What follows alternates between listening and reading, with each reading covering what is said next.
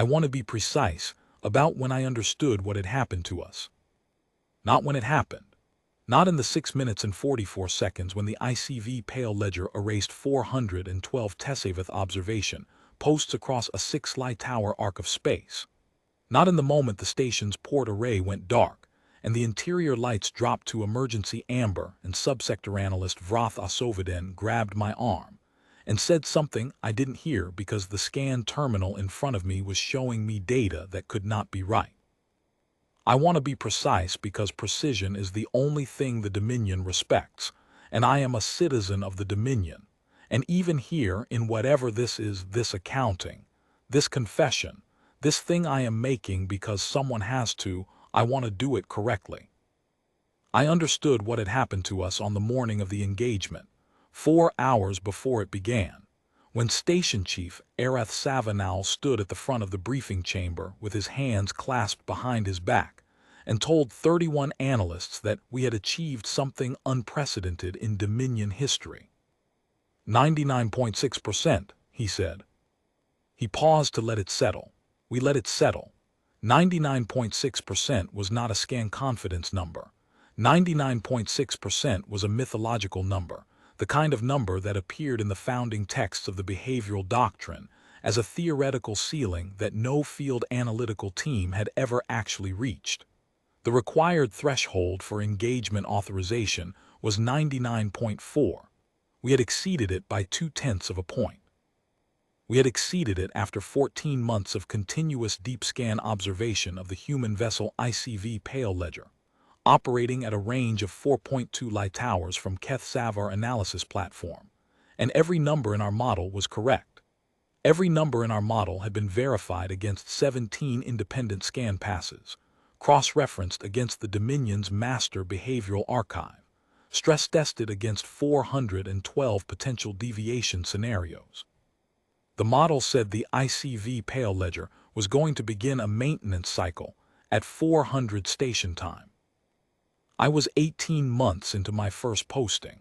I had come to keth-savar directly from the Analytical Academy on Veth Prime, where I had studied the behavioral doctrine for 3 years and graduated ranked 11th in my cohort. The behavioral doctrine is the spine of Tessaveth military strategy. It holds and has held for 600 years that any entity, any vessel, any fleet, any commander, any civilization can be understood completely if studied with sufficient rigor for sufficient time. Complete understanding equals complete prediction. Complete prediction equals complete control. This is not a belief. This is a theorem. The Dominion has proven it 411 times across 4 centuries of expansion. We have never authorized an engagement at less than 99.4% confidence. We have never lost an authorized engagement. I want you to understand how solid the ground felt under us. I had been assigned to the Pale Ledger study 8 months into my posting, when subsector analyst Asoviden rotated me onto the deep scan team as a junior data recorder. My job, for those 6 months, was to receive the passive scan returns from our forward observation array, verify that the signal values matched the preceding cycle's baseline, and log any deviations greater than 0.3 sigma. The scans ran on a 4-hour cycle. Every 4 hours, the forward observation array pulsed a passive reception sweep toward the Pale Ledger's position and collected the ambient emissions, reactor thermal output, drivetrain oscillation, weapon emitter charge state readings, electromagnetic noise across 16 primary bands and 43 secondary bands, hull surface temperature mapping, crew presence thermal bloom from biological heat signatures. All of it came back to the station's analytical terminals as a column of numbers, which I compared against the preceding cycle's column of numbers, flagged deviations above threshold, and filed. In practice, most cycles produced no flaggable deviations. The Pale Ledger through those 6 months was one of the most stable signal targets I ever observed. Not perfectly flat, there were minor fluctuations in reactor output, small shifts in the thermal bloom patterns, occasional brief changes in the M noise signature that Asoviden identified as consistent with routine electronic maintenance. But these fluctuations were always small, always within the model's predicted variance envelope, and always returned to baseline within 2 to 3 scan cycles. The ship, from the outside, had the character of something that had found a comfortable operational state and settled into it. Unhurried, consistent, patient in a way that felt, to me, more like the patience of machinery than of crew. I logged 47 deviations in 6 months. 46 of them were within the expected noise envelope of a vessel at low-activity maintenance state. One of them, a 7-second elevation in the Pale Ledger's secondary coolant loop thermal signature on day 112, was logged, reviewed, determined to be a routine heat management fluctuation, consistent with a vessel of the Pale Ledger's class and age, and filed. I want to talk about that coolant loop signature. I want to talk about it because it is the only anomaly I personally recorded in 6 months of observation, and because the post-engagement analysis team, what was left of it, working from a station with half its sensor arrays burned out and no operational forward array at all, concluded that the coolant loop fluctuation on day 112 was the only moment in 14 months when the Pale Ledger showed us something true. Everything else was composed. I did not know that word in this context when I was doing the logging. I know it now. The post-engagement analysts used it carefully, with the precision the Dominion demands, composed, not false, not faked, composed the way an analytical report is composed, deliberately, structurally, with attention to what the reader expects to see. The ICV Pale Ledger spent 14 months composing a portrait of itself for our benefit. The portrait was of a vessel at low operational tempo, a mid-weight strike hull, 9.3 kilometers from bow to aft quarter, 188 years old, running on a reduced signature profile consistent with a vessel in extended survey mode. Reactor output averaging 31% of rated capacity. Drive train logging minimum maintenance cycles at intervals precise enough to suggest automated scheduling. Weapons systems quiescent, registering only the ambient electromagnetic noise characteristic of powered button-active emitters. Crew activity signatures, the faint thermal bloom of biological presence behind hull plating, tracking in patterns consistent with a complement of approximately 420 personnel cycling through normal watch rotations, with a slight reduction in activity during what our temporal mapping identified as the ship's night cycle. We had a word count for how many humans were awake at any given hour. We had modeled their sleep patterns. In 14 months of observation, the Pale Ledger had moved 22 times. Always small movements, positional adjustments of less than 400,000 kilometers, consistent with a vessel maintaining station in a region of mild gravitational variance. We had cataloged every thrust signature, every drivetrain oscillation, every microcorrection. The behavioral model included a predictive drift compensation algorithm that could, with 99.6% confidence, tell us where the Pale Ledger would be in 48 hours, based on the gravitational field and 14 months of movement data. The ship would be, the model said, in almost exactly the position it currently occupied. It had been in almost exactly that position for 63 days. Station Chief Savanow, in the briefing that morning, told us that Dominion High Command had reviewed the model and approved engagement authorization. The strategic rationale had been presented by the Command Intelligence Directorate. The Pale Ledger was the lead vessel of what human naval records we had acquired through separate intelligence operations, described as the Ironclad Survey Squadron. The survey squadron had been in the sector for 14 months, conducting what human doctrine labeled a strategic positioning assessment. We did not know exactly what that meant. What we knew was that the Pale Ledger was here, alone, and that the Dominion's expansion into the Keth corridor required this sector to be clear. The plan was clean. 2 Tessaveth strike lances, 31 vessels in total, were positioned at intercept coordinates beyond the Pale Ledger's passive scan range. At 400 station time, when the model predicted the human vessel would be entering a drive maintenance cycle and running at minimum alert posture, the strike lances would execute a simultaneous fold transit to engagement range and initiate fire under the behavioral doctrine standard preemption protocol. 99.6% confidence. The model said we would have the Pale Ledger inside a crossfire envelope before its crew could bring weapons to full operational state.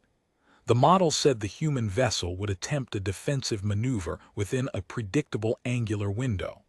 The model said the engagement would last between 9 and 14 minutes. Station Chief Savanow closed the briefing by thanking the analysis team for 14 months of rigorous work. He said that what we had built was the most complete behavioral model of a human naval vessel in Tessaveth history. He said that history would record what happened today as the event that opened the Keth corridor to Dominion expansion. He was right about history recording it. He was wrong about almost everything else. I went back to my station and ran the morning's first scan cycle at 100. The Pale Ledger was where it was supposed to be. Reactor output at 31%. Drive train quiescent. Crew thermal signatures tracking normally. I logged it and cross-referenced it against the behavioral model, and the match was 99.7%. I remember thinking, we are very good at this. I want to talk about what it means to be very good at studying something that is, itself, very good at being studied. The behavioral doctrine rests on a foundational assumption that is stated in the preamble of every core text and is so basic to our understanding of analysis that it is rarely explicitly discussed. The assumption is this: the subject of observation is a passive entity. It behaves. It does not know it is being observed. It does not modify its behavior in response to the observation. It simply exists in its natural state, and the analyst's task is to record that natural state with sufficient fidelity to predict what the subject will do when external conditions change. This assumption is, in the context of studying non-analytical biological entities, generally correct. It is even broadly correct when studying technological civilizations with limited passive scan detection capability. The Dominion spent 300 years refining the doctrine against targets that did not know they were being studied. Against targets that had no reason to suspect they were being studied, or that lacked the sensor capability to detect a passive scan at 4 light-hour range, or that detected the scan and simply had no protocol for composing a response. 300 years, 411 authorized engagements. The doctrine was not untested. It had been tested more thoroughly than almost any military framework in Tessaveth history. We were not overconfident. That is the thing I keep returning to. We were not the kind of analytical team that takes shortcuts, assumes results, or inflates its confidence numbers. Savanow would not have permitted it, and the doctrine's verification requirements would have caught it. We were exactly as rigorous as we believed we were. We applied the doctrine correctly. The doctrine simply had not been designed for what we were applying it to. The Dominion spent 300 years refining the doctrine against targets that did not know they were being studied. The post-engagement analysts, piecing together what they could from salvaged data, concluded that the ICV Pale Ledger detected the keth-savar forward observation array on day 3. Day 3. We had been studying it for 72 hours. We had approximately 408 days of study remaining. The ship knew we were watching on day 3. What the post-engagement team could not definitively determine, what I suspect no amount of analysis will ever fully resolve, is exactly when the Pale Ledger's crew decided to let us keep watching. Whether the decision was made immediately, on day 3, or whether it took some additional time to formulate the response strategy. The analysts believe, based on the smoothness and consistency of what followed, that the decision was made quickly. The behavioral portrait the ship constructed for us shows no seam, no discontinuity, no moment where the signal shifts from natural to composed. Either the composition began almost immediately after detection, or the crew was very, very good at transitions. I think about that sometimes. I think about the crew of the Pale Ledger sitting in a meeting, perhaps on day 3 or day 4, and discussing what to do about the alien observation platform they had found. I think about what that meeting must have sounded like. I think about what conclusions they reached, and I think about the amount of cold patience it required to implement those conclusions for 408 more days. I was logging scan returns at 3:37 when I noticed the first thing. It was a small thing. The Pale Ledger's reactor output, which had been running at 31% for 63 consecutive days, ticked up to 31.4. This was within the model's predicted variance envelope. The model allowed for reactor output fluctuations of up to 1.2% in either direction without flagging an alert. I noticed it because I had been logging this ship's reactor output for 6 months, and 31% had become as natural to me as the sound of the station's ventilation system. 31.4 was not 31. It was a small thing. I did not flag it. The model said 31.4 was noise. At 3:41, the reactor output was 32%. At 3:47, 34.1. I flagged it at 3:51 when it reached 37%, because that crossed the alert threshold I was supposed to use, and I am, whatever else I am, a person who follows the thresholds. I tagged the deviation and sent it to Tessaveth, who was the senior analyst on overnight duty. Then I kept watching. The reactor continued to rise. Tessaveth came to my station at 3:54. He looked at the numbers. He looked at them for a long moment without saying anything. Then he pulled up the behavioral model on the secondary display and ran the deviation scenario analysis. The model had a deviation scenario for unexpected reactor elevation. It predicted, with 91.3% confidence, that a reactor elevation of this profile was consistent with an automatic surge compensation cycle triggered by a microfluctuation in the fuel feed system. The model predicted the reactor would return to baseline within 4 to 7 minutes. "It's a fuel feed compensation," Tessaveth said. "Yes," I said. "The model called it." "Yes," I said. The reactor output at 3:55 was 41%. At 3:58, it was 62. The number I remember most clearly is the number that appeared on my screen at exactly 400 station time, the precise moment the behavioral model predicted the Pale Ledger would begin its maintenance cycle. The reactor output was at 100% of rated capacity. All arrays, the scan return said. All drive systems. Every weapon emitter, every sensor array, every communication antenna. All of it simultaneously at full operational power. In 14 months of observation, we had never seen the Pale Ledger above 37%. The scan return also showed something we had no categorization for. The Pale Ledger was emitting a signal on a frequency we had never logged from it. A tight, directional, high-frequency pulse, not toward the strike lances, not toward keth-savar directly, but along a vector that the post-engagement analysts would later determine was a perfect sweep of the entire scan emission history we had sent toward the ship, every passive scan we had run, every active ping, every calibration pulse, every maintenance check of our observation array. The Pale Ledger had been logging our scan emissions for 14 months, and in the 4 minutes between 400 and 404, it was using that log to reconstruct precise source coordinates for every emitter we had ever used. I did not understand this in the moment. What I understood in the moment was that the behavioral model was wrong. I ran the comparison manually, which is what you do when you suspect a terminal error. You do not trust the automated cross-reference. You pull up the model's prediction for the current timestamp and you compare it, column by column, to the scan return you are receiving.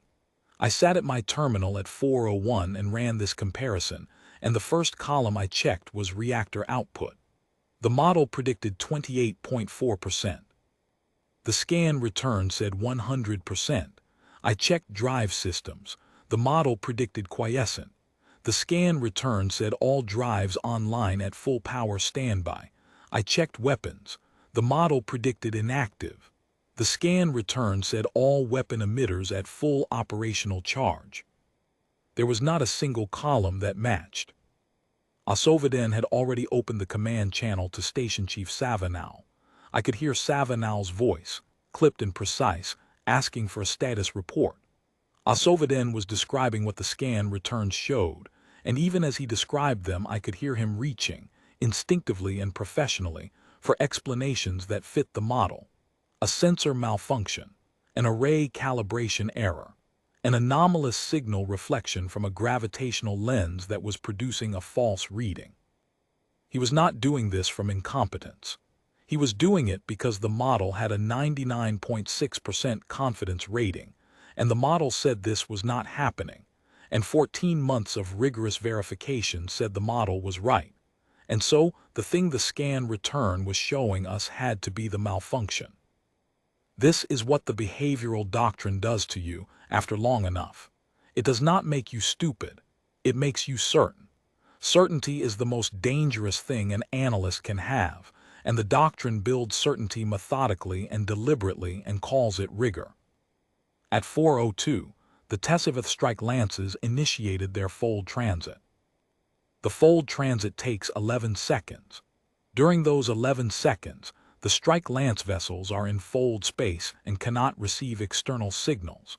When they emerged at engagement coordinates at 4:02 plus 11 seconds, they found the ICV Pale Ledger already at full combat configuration, weapons charged, firing solutions computed. The strike lance formation's emergence point, which had been selected based on the behavioral model's prediction of the Pale Ledger's position and posture at 400, placed 31 vessels in a crossfire envelope that the Pale Ledger had, the post-engagement analysts believe, computed and prepared for at least 72 hours in advance. Not the crossfire envelope the Dominion planned to use, the Pale Ledger's crossfire envelope. The first communication Station Chief Savanow received from the strike lances after emergence was from Lance Commander Tessaveth Dominion aboard the lead vessel of Keth Lance 1, transmitted at 4:02 plus 18 seconds, 7 seconds after emergence. The transmission said, "Pale Ledger is at full combat configuration. We are in." And then the signal cut off. Lance Commander Domminion's vessel was the first to be destroyed. Post-engagement reconstruction placed the time of its destruction at 4:02 plus 22 seconds. 22 seconds after fold transit emergence. Savanow received the cut transmission and immediately opened channels to all strike lance vessels. 6 of them responded. 3 of those 6 were destroyed before they finished transmitting. In the command center, Tessaveth was relaying the signal traffic to me, and I was logging it with the timestamp precision the doctrine requires, and I watched the status indicators for 31 vessels update in real time over 4 minutes and 9 seconds.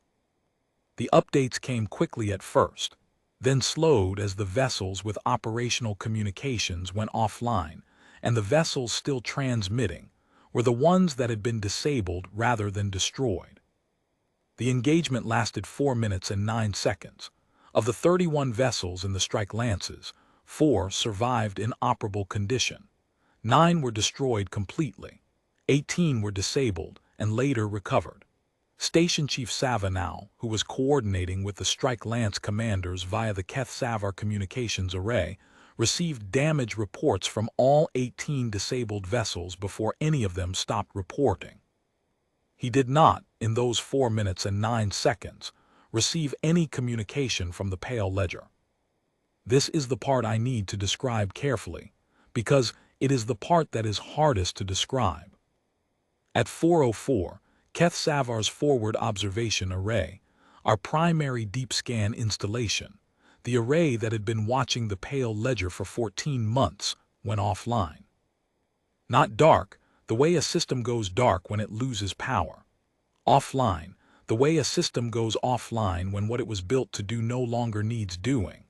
The array's sensor logs, the salvaged records that the post-engagement team spent 4 months recovering, show a clean shutdown sequence in the array's own diagnostic records. The diagnostic records say the array received a calibration signal acknowledgement on its primary maintenance channel at 4:03 and 57 seconds, and then the array executed a scheduled power cycle as part of a routine maintenance protocol. The array had been receiving calibration signal acknowledgements on its maintenance channel for 14 months. We sent them ourselves as part of the standard observation procedure. The calibration acknowledgements told the array that its scan parameters were correct and it was operating within normal specifications. At 4:03 and 57 seconds, the Pale Ledger sent the array a calibration acknowledgement on the correct maintenance channel, using the correct authentication code, and the array cycled down. The post-engagement analysts believe the Pale Ledger acquired the authentication code sometime in the first 30 days of observation.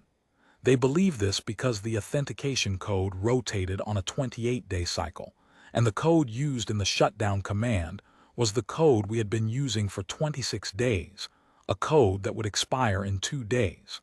The ship had been patient about this, too. It had not used the code when it first acquired it.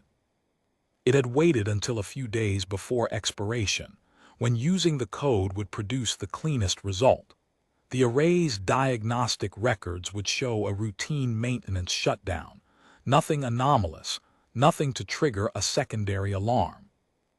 I know all of this from the post-engagement analysis. I did not know any of it in the moment. What I knew in the moment, at 4:04 and 14 seconds, was that we had lost the observation array, and that Station Chief Savanal had issued a full alert posture for keth-savar, and that the scan returns from our secondary array. The shorter-range backup array embedded in the station's hull were showing me something that required processing before I could understand it. The secondary array had a maximum resolution range of 2 light hours. The ICV Pale Ledger was at 4.2. We could not see it directly with the secondary array. What we could see was the pulse emissions from the Pale Ledger's weapon systems as they fired tight, high-intensity bursts at 4:04, then again at 4:06, then again at 4:08. Each burst resolved on the secondary array as a directional emission vector. I tracked the vectors automatically, because that is what you do, and as I tracked them I understood that each vector was aimed at a different point in space, and as I plotted the points in space, I understood what I was looking at. I was looking at the other 11 Tessaveth observation posts in the Keth corridor. We had 12, including keth-savar. The other 11 were smaller installations, unmanned relay stations, 2-person remote listening posts, a cartographic monitoring buoy array along the corridor's inner boundary, a signals intercept platform that we ran with a crew of 7. Every one of them was positioned to observe the Pale Ledger from a different angle. We had positioned them that way deliberately to eliminate parallax error in our scan models. It had seemed at the time like good analytical practice. The relay stations and listening posts and monitoring buoys had been sending their own scan emissions toward the Pale Ledger for 14 months.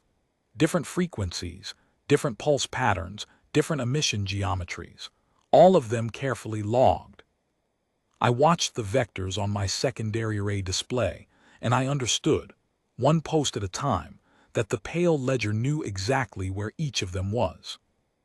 At 4:07, the small manned signals intercept platform, call sign Keth Outpost 7, crew of 7, stopped transmitting. The last signal the outpost sent was an automated distress beacon that cut off in the middle of its second cycle.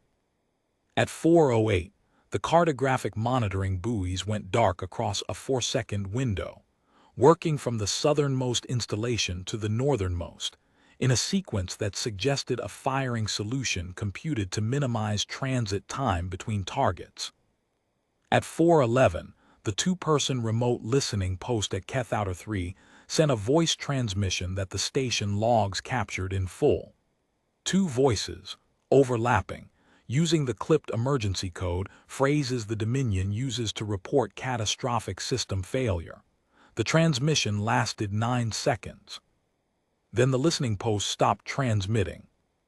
By 4:16, 10 of the 12 observation posts were gone. Station Chief Savanal had, in those 12 minutes, been coordinating with Dominion High Command through keth-savar's primary communications array. He was reporting the engagement outcome, the observation post losses, and the secondary array tracking data I was sending him. He was also, I believe, beginning to understand what had happened. He was too good an analyst not to understand, once the pattern became clear enough. He did not say it out loud, in the briefings he ran during those 12 minutes. The Dominion does not say things out loud until it has sufficient data to state them with precision. But I watched his face as he received each successive loss report, and there is a specific quality to the expression of a person who is being forced to revise a fundamental assumption. And Station Chief Savanal wore that expression for 12 consecutive minutes without once letting it affect his voice. I want to say something about that too, about the station chief, about what it looks like when a person of genuine competence confronts the dissolution of the framework they built their competence inside. He did not panic. He did not refuse to process the information. He processed every piece of it with full analytical rigor in order, using the correct methodologies. He simply arrived, through correct methodology, at a conclusion that the methodology was not designed to produce. The behavioral doctrine has no protocol for discovering that the subject of a behavioral study has been conducting its own behavioral study of you. The doctrine's founding texts do not mention this as a risk. It is not mentioned because, for 600 years and 411 authorized engagements, it had never happened. At 4:19, the secondary array showed the 11th observation post going dark. At 4:21, Station Chief Savanal ordered a full evacuation of keth-savar's non-essential personnel to the emergency transit vehicles on the station's lower ring. He did this calmly and in the correct procedural order. He also ordered me specifically to continue monitoring the secondary array and to log everything I observed, because he said that whatever happened next, the Dominion would need a complete record. I did not understand why he singled me out for the logging order. Asoveden was the senior analyst on duty and logging was more properly his responsibility. I assumed at the time that Savanal had simply noted that I was still at my terminal and gave the order to whoever was available. I understand now that he had been watching me work for those 17 minutes and had noticed something. He was a very good analyst. He noticed things. At 4:28, the secondary array picked up a new emission signature. Not from the remaining observation post, from the ICV Pale Ledger itself, now pushing drive output at approximately 80% of rated capacity on a course that the secondary array's tracking system extrapolated toward keth-savar. The ship was at 4.2 light hours. The secondary array's extrapolation algorithm was conservative. It allowed for course corrections and did not compute arrival time. What it computed was a vector, and the vector was pointed at us. There is something I need to say about the numbers, because the numbers are the thing the post-engagement analysts found most difficult to explain to the High Command Review Board. The ICV Pale Ledger, during 14 months of observation, never exceeded 37% reactor output. In our model, the maximum observed output of 37% was logged on a single occasion, on day 44, for approximately 11 seconds before returning to baseline. The model noted this as an anomalous event, ran a deviation analysis, and concluded, with 87.2% confidence, that the event was a standard power surge test of the kind human naval vessels perform on a routine maintenance schedule. Post-engagement analysts believe the day 44 event was, in fact, a deliberate calibration signal. The Pale Ledger's crew ran the reactor to 37% for 11 seconds to give our model a data point that would define the ceiling of what we believed the ship was capable of, a data point we would use for the next 363 days as part of the confidence-building foundation that eventually produced a 99.6% behavioral model. The model said the Pale Ledger's maximum operational reactor output was approximately 37% of rated capacity. The post-engagement analysts, reviewing the drive-end weapons performance data from the 11-minute strike lance engagement, calculated that the Pale Ledger had been operating at between 93 and 100% of rated capacity throughout. The discrepancy was not a measurement error. The discrepancy was the difference between the ship that existed and the ship that the Pale Ledger had shown us. The ship we had a model of had never existed. This is the sentence the post-engagement analysts wrote in their summary report. I have read the report many times. That sentence is not the most striking sentence in it. The most striking sentence is the one that comes 3 paragraphs later, in the section titled Attribution of Deception Architecture. The behavioral portrait composed by the ICV Pale Ledger's crew for the Tessaveth observation teams was not an improvised response to detection, but a structured, sustained, professionally executed analytical project requiring resources, coordination, and a level of patience commensurate with a dedicated intelligence operation. The portrait was designed to maximize the observation team's confidence to the point of engagement authorization, ensure that the authorized engagement would be conducted on terms favorable to the Pale Ledger, and convert the observation team's own scan infrastructure into a targeting database. Designed to maximize our confidence, they wanted us to reach 99.4%. They wanted us to receive engagement authorization. They wanted 31 Tessaveth strike vessels to fold transit into a crossfire envelope, because the crossfire envelope was theirs. I have thought about this for a long time. I have thought about the moment, whenever it was, on day 3 or day 4, when the crew of the Pale Ledger made the decision. And I have thought about what they decided. They decided not to run. They decided not to fight. They decided to let us watch and to perform for us, and to be patient enough and skilled enough to sustain that performance for 408 days. They decided to give us everything we needed to build our certainty up to the ceiling, and then to use our certainty against us. The behavioral doctrine holds that complete understanding equals complete prediction. The crew of the Pale Ledger built us a complete understanding. The understanding was of a ship that did not exist. The prediction was of a battle that would never happen. The complete control was theirs. At 4:31, Station Chief Savanal received confirmation from High Command that emergency reinforcement had been requested and would not arrive within the relevant time frame. The nearest Tessaveth fleet element was 6 hours from fold transit capability. Whatever happened at Keth-Savar in the next few hours would happen without support. Savanal acknowledged the transmission. He did not show anything in his face or his voice. He came to my station at 4:33 and stood behind me and watched the secondary array display for approximately 4 minutes without speaking. The Pale Ledger's drive signature was steady. The course projection had not deviated. The ship was moving at a consistent rate that the secondary array estimated would bring it within engagement range of Keth-Savar in approximately 3 hours. "What do you see?" Savanal asked me. This is a question the senior analysts at the Academy use when they want you to describe your understanding of a situation rather than the raw data. It is an invitation to synthesize. It is also, in my experience, a question that carries a trap, because what you see is often not what is there, and the gap between the two is where the doctrine lives. I see a vessel that has been operating at a fraction of its actual capability for 14 months, I said. What else? I looked at the display, at the vector, at the steady, unhurrying drive signature. The ship was not accelerating. It was not decelerating.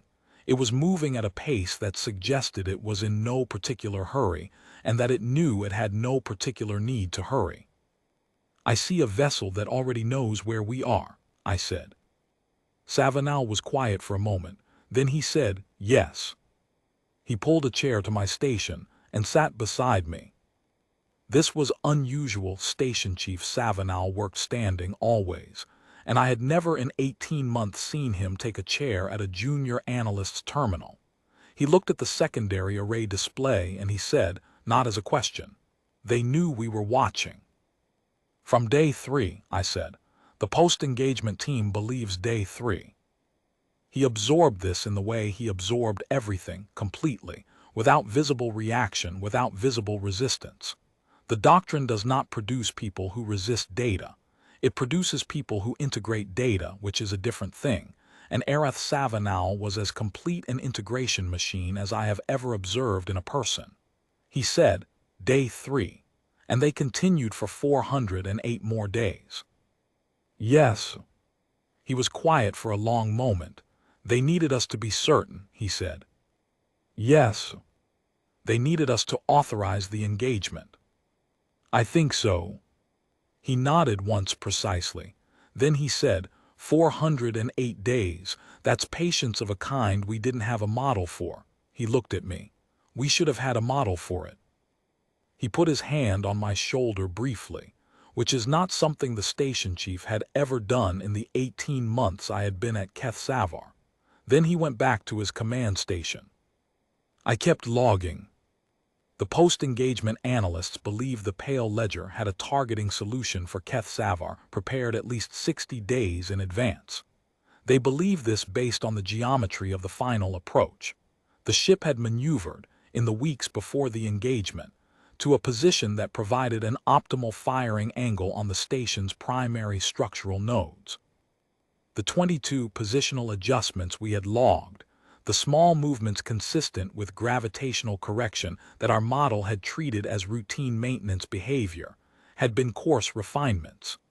Each small movement had been, within the precision available to a vessel at 4.2 light hours of range, a small improvement in the firing solution. We had logged each one and called it noise. I want to be careful about the word blame. The Post-Engagement Review Board used that word in the portion of its proceedings that concerned the analytical team at Keth-Savar. It used the word carefully in the context of determining whether the 99.6% confidence rating was reached through correct methodology or through some analytical failure that could have been identified and corrected. The board's conclusion was that the methodology was correct. The methodology was applied correctly. The data that the methodology was applied to was not the data of the actual ICV Pale Ledger. The data was the portrait the ship gave us. There is no protocol in the behavioral doctrine for detecting a target that is actively composing its own portrait. The doctrine was built for passive subjects. Every refinement, every verification, every stress test we applied to the Pale Ledger's behavioral model served to make us more certain that the portrait was accurate. The doctrine's tools for building confidence are not, simultaneously, tools for questioning whether what you are confident about is real. The more confident you become, the more the doctrine's methodology endorses your confidence. It is not a design flaw.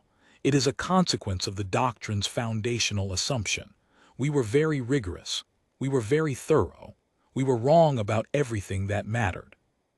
The review board did not blame the analysis team at Keth-Savar.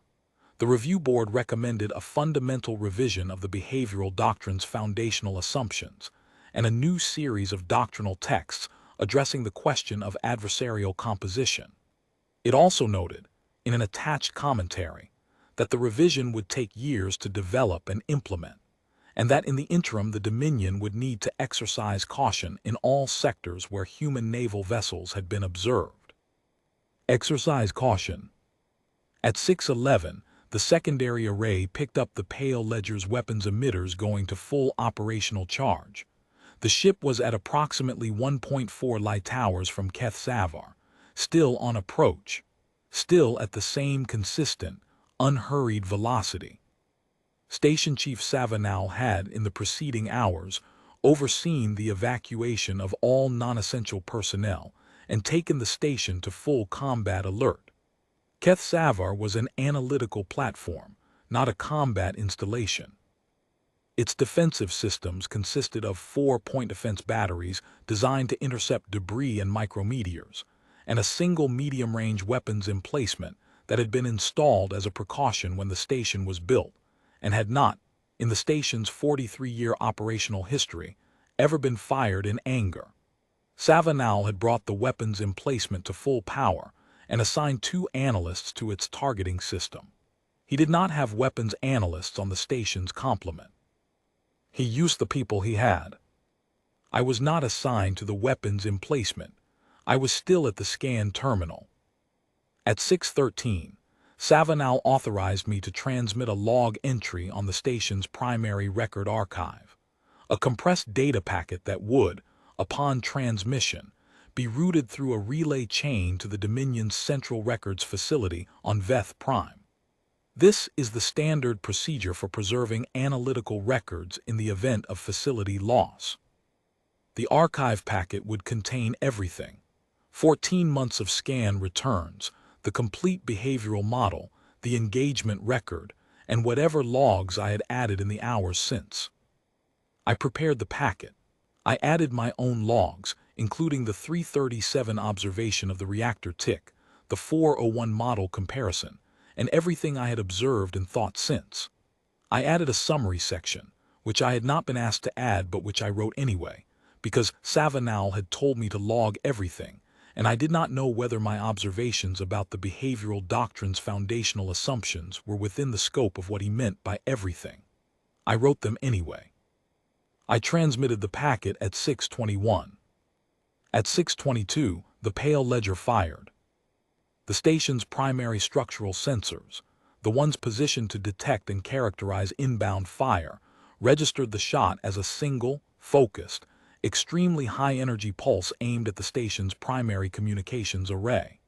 The array was destroyed in the first shot. The secondary communications system came online automatically.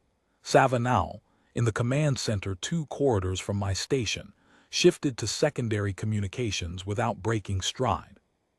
The point defense batteries opened fire on the inbound fire vectors. They hit nothing.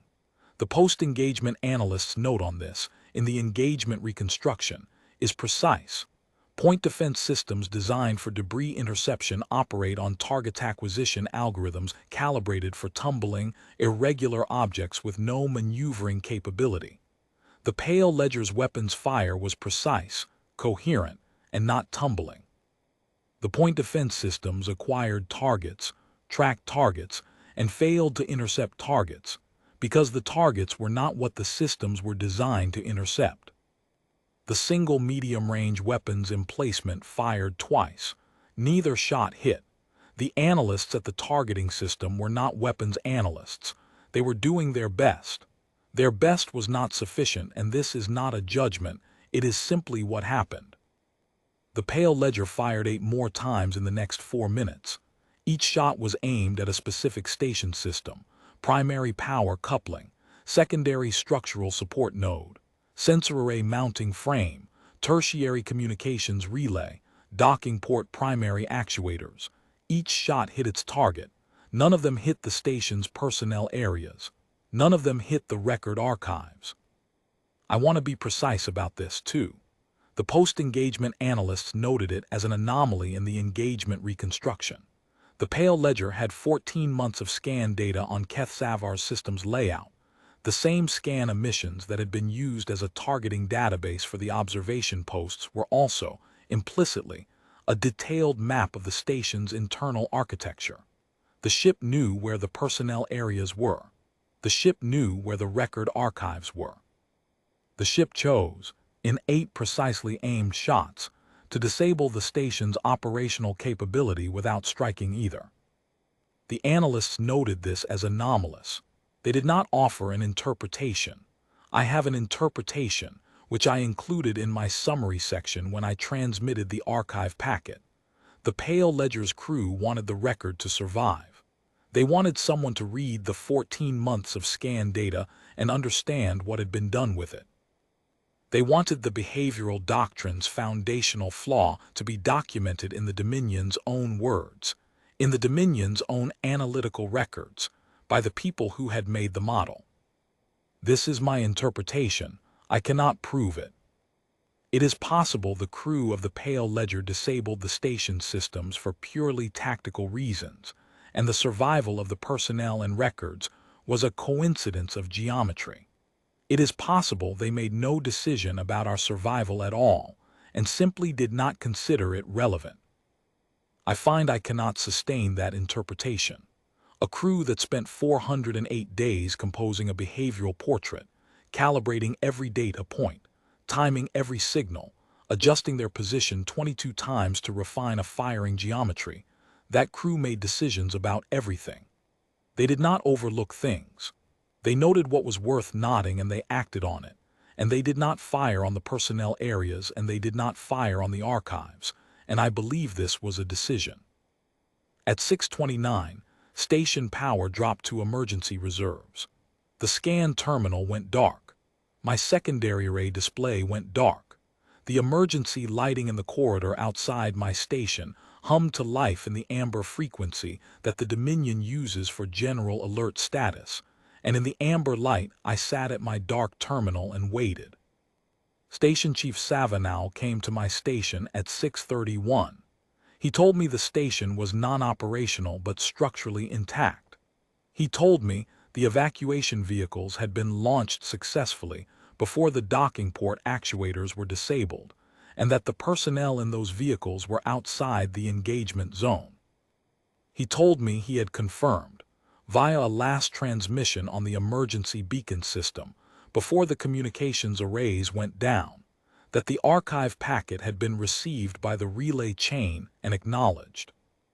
Then he told me to go to the emergency shelter on level 3 and wait for the evacuation retrieval window that High Command had committed to. I asked him what the ICV Pale Ledger was doing. He paused.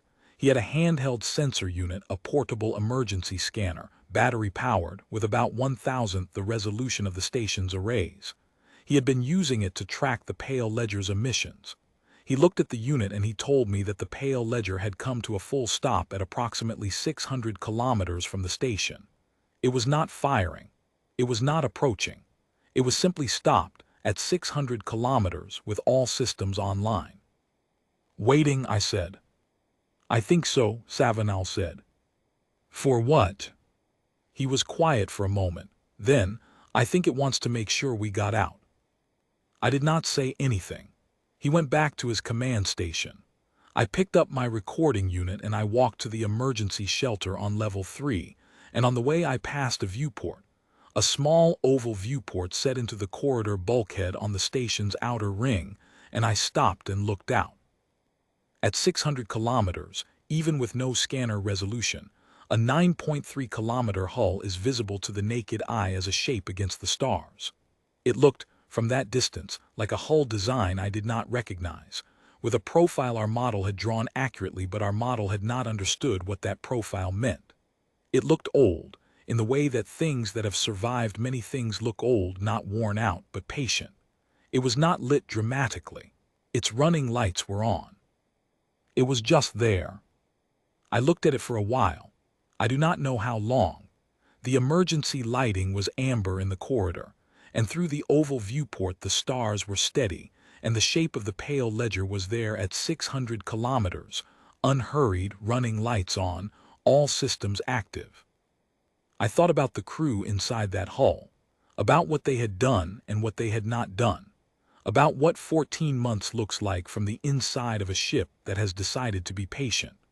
I thought about the watch rotations and the log entries, and whatever equivalent the Pale Ledger's crew had for the 4-hour scan cycle I had been running at my terminal for 6 months. I thought about the moment, on day 3 or day 4, when someone aboard that ship sat in a meeting and said, "Here is what we do with the time they are about to give us."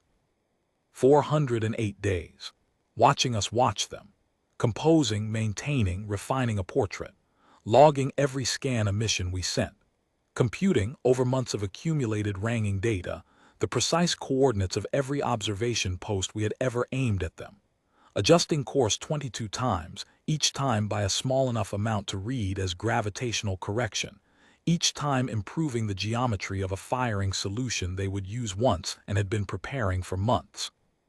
This is what I thought about, looking through the viewport at the running lights.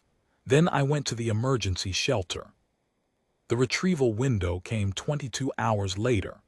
We were taken off the station by a high-command emergency transport. 41 survivors, including Station Chief Savanau, including Subsector Analyst Asoviden, including me. Savanau found me as we were lifting away. He stood beside me at the transport's small observation port and watched the station recede. Keth-Savar's outer ring had 3 dark spots where the weapon emplacements had been fired at and sheared. The primary array housing was gone entirely. Otherwise, the station was intact. "The record survived," he said. "Yes." He looked at the viewport a moment longer. "Good," he said. "Someone needs to read it." He went forward to confer with the transport commander. When we lifted away from Keth-Savar, I looked for the Pale Ledger on the transport's passive sensors. It was gone. It had left sometime in the 22 hours, while we were in the emergency shelter, and the post-engagement analysis could not reconstruct its departure vector because the station's arrays were offline, and the transport's passive sensors did not have sufficient range or resolution to track a vessel running at reduced signature. It had simply left. When it was satisfied, for whatever reason, by whatever measure, in whatever way a ship's crew calculates satisfaction in a situation like that, it had left. The post-engagement review took 4 months. I was deposed 3 times. Each deposition asked substantially the same questions. Had I observed anything anomalous in the scan data before 337? Had I or any member of the analysis team at any point suspected that the behavioral portrait might not reflect the Pale Ledger's actual capabilities? What was my assessment of the model's foundational accuracy at the time of engagement authorization? I answered each question with precision. I had not observed anything anomalous before 337. I had not suspected the portrait was false. My assessment of the model's accuracy at engagement authorization was that it was the most rigorous model the Dominion had ever built. After the 3rd deposition, one of the review board members, a senior analytical scholar from the Doctrine Institute on Veth Prime, a woman whose name I will not record here because it is not relevant and I do not want to be accused of assigning blame, asked me, off the record, what I thought had actually happened. Not what I had logged, not what the data showed, but what I thought. I told her what I think now, which is what I have been building toward in this account. The Pale Ledger treated being studied as the first phase of a targeting run. Every scan we sent, every calibration pulse, every authentication acknowledgement, every passive reception log, all of it was the ship collecting data. It was not collecting data about our systems, though it collected that too. It was collecting data about our method, about how the behavioral doctrine works from the inside, about what a Tessaveth analytical team looks like when it is confident, and what that confidence makes it do. The ship watched us watching it, and from watching us watching it, it learned exactly how to be watched. The scholar looked at me for a long moment. She was a precise person, a person who had spent 40 years inside the doctrine and who understood it in ways I am not old enough to understand. I watched her process what I had said. "The doctrine assumes," she said finally, "that the analyst has a vantage point the subject does not." "Yes," I said. "We assumed we were above it, looking down at the data." "Yes." "And the ship was above us," I said, "looking down at the method." She was quiet for a very long time, the kind of quiet that, in a deposition setting, means someone is thinking seriously rather than waiting for you to continue. Then she said, "That requires a type of analysis we have no doctrine for."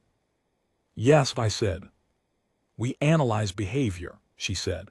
"What you're describing is something that analyzes analysis." "Yes," I said. She did not say anything else. The deposition concluded. I have thought since then about the first 3 days. about what the Pale Ledger's crew knew on day 3 when they found our observation array. They knew, at that moment, that a Tessaveth analytical team was going to spend however long it took to build a confidence model, and that when the confidence model reached the threshold, the Dominion would authorize an engagement. They knew this because, I believe, they had studied the behavioral doctrine the way we had tried to study them. They knew how we worked. They knew our threshold. They knew our methodology. They knew what 99.4% meant, and they knew that if they could be patient enough, and skilled enough, and precise enough in what they showed us, we would give ourselves that number. They decided, on day 3 or day 4, to give us the 99.6% we would have spent years trying to earn. And then they used the 408 days we spent building our certainty to build a perfect map of everything we had ever aimed at them. The behavioral doctrine says, complete observation equals complete understanding. The ICV Pale Ledger was completely observed for 14 months. We understood everything about a ship that did not exist. The ship that existed understood us completely, and the thing it understood most completely was how we would behave once we were certain. We were certain. We behaved accordingly. There is one more thing I want to record, because I said I would be precise. When the archive packet was transmitted at 6:21 and acknowledged by the relay chain, the acknowledgement included, as standard protocol, a timestamp and a receiver station confirmation code. I noted these and logged them as part of the standard record. I have looked at that confirmation code many times in the 4 months since the engagement. The confirmation code is correct. The relay chain received the packet. What I find when I examine the relay chain's receiving logs, which I was given access to as part of the deposition preparation, is that the packet arrived complete, was verified complete, and was forwarded to the next relay station in the chain, and from there to Veth Prime's central records facility, where it was received and archived. The record exists. Every scan return, every model parameter, every deviation log, every note I wrote in my summary section, every conclusion I reached about the behavioral doctrine's foundational assumptions, all of it is in the archive. The Dominion's best behavioral model of a human naval vessel, built with 14 months of rigorous observation, and a methodology that was correct in every respect except for what it was observing, is preserved in full. I find I am glad of this. The station chief told me to log everything, and I logged everything, and the record is there for whoever needs it. Whatever revision the doctrine undergoes, whoever writes the new foundational texts, whatever the Dominion does next with the understanding that the method has a flaw it did not know about, they will have the full account. They will have my account, which I know is incomplete in the ways that all first-person accounts are incomplete, but which I have tried to make accurate in every particular I could verify. The ICV Pale Ledger was studied for 14 months. It studied us for 14 months. When it moved once, and the move was final and complete, and 4 hours and 27 seconds after it began, it had used every observation post we had pointed at it as a star in a map of its own making, and it had navigated that map perfectly, and it had left. It is, as of the date I am completing this account, not known where the Pale Ledger is now. The Dominion is exercising caution.